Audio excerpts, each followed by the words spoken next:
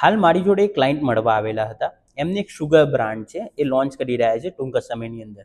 તો એમને જે કન્ટેન્ટનું રિગાર્ડિંગ્સ કંઈક કામ હતું એ આપણી એજન્સીને એમને આપેલું છે.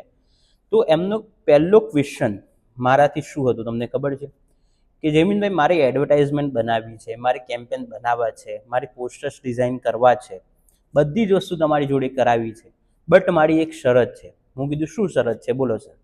તો કે મારે બધી જ વસ્તુ રિયલ જોઈએ છે, મતલબ રિયલ મોડલ, રિયલ વોઇસ, બધી જ વસ્તુ રિયલ જોઈએ મારે.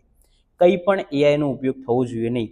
મતલબ થવો જોઈએ મતલબ એમનો કહેવાનો મતલબ એવું હતું કે ભાઈ એઆઈ વોઇસ ના જોઈએ, એઆઈ મોડલ્સ ના જોઈએ, એઆઈ સેટઅપ્સ ના જોઈએ, મારે બધી જ વસ્તુ રિયલ જોઈએ.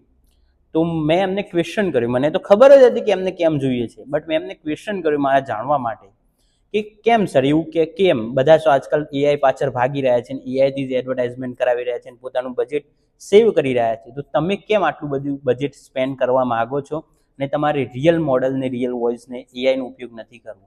તેમને મને ખૂબ સરસ એક વાત કીધી કે હું પોતે જાતે એમને એવું કીધું કે હું જ્યારે કોઈ પણ વસ્તુ બાય કરું છું યા કોઈ પણ વસ્તુ શોપિંગ કરું છું ઓનલાઈન, ત્યારે એઆઈ એડવર્ટાઇઝમેન્ટ ઉપર હું પોતે વિશ્વાસ નથી કરતો.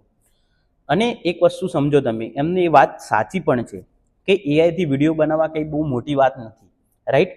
Real video, real voice, real face એ ખૂબ જ જરૂરી છે, કેમ કે એ ટ્રસ્ટ બિલ્ડ કરે છે, રાઈટ.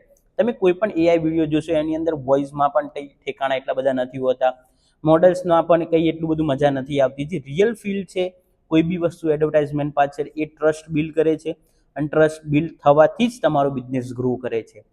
તો હું એવું નથી માનતો કે એઆઈનો ઉપયોગ ના કરવો જોઈએ, બટ એઆઈનો એટલો બધો પણ ઉપયોગ ના કરો તમારું બજેટ સેવ કરવા માટે કે તમારા બ્રાન્ડની જે ટ્રસ્ટ છે, તમારો ટ્રસ્ટ જે બનાવ્યું છે તમે કસ્ટમર સુધી, એ ટ્રસ્ટ બ્રેક થાય અને તમારા ધંધામાં નુકસાની આવે અને તમારા ધંધાને નુકસાન પહોંચે એવો ઉપયોગ ક્યારેય એઆઈનો ના કરવો જોઈએ.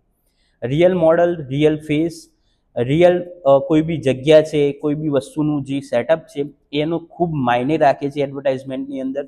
એ ટ્રસ્ટ બિલ્ડ કરે છે. તમે જાતે પણ જોશો કે તમે ખુદ પણ એઆઈનું બનાવેલી જે વિડીયોઝ છે એના ઉપર જલ્દી તમે ટ્રસ્ટ નથી કરતા, કેમ કે એઆઈથી વિડીયો બનાવવું ખૂબ આસાન છે. કોઈ પણ બનાવી શકે છે, કોઈ પણ કોપી પેસ્ટ કરી શકે છે, બટ ફેસ કોપી કરવા, કોઈનું વોઇસ કોપી કરવું એ હાલની પોઝિશનની અંદર હું એવું માનું છું કે જલ્દી પોસિબલ નથી.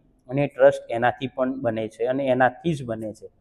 તો ચોક્કસપણે આવી મોર ઇન્ફોર્મેશન વિડીયો જોવા માટે મને ફોલો કરજો, અને એડવર્ટાઇઝમેન્ટના લગતા, કન્ટેન્ટના લગતા કંઈ પણ કામ હોય તો અનવા સ્ટુડિયોનો ચોક્કસપણે કોન્ટેક્ટ કરજો. Thank you so much.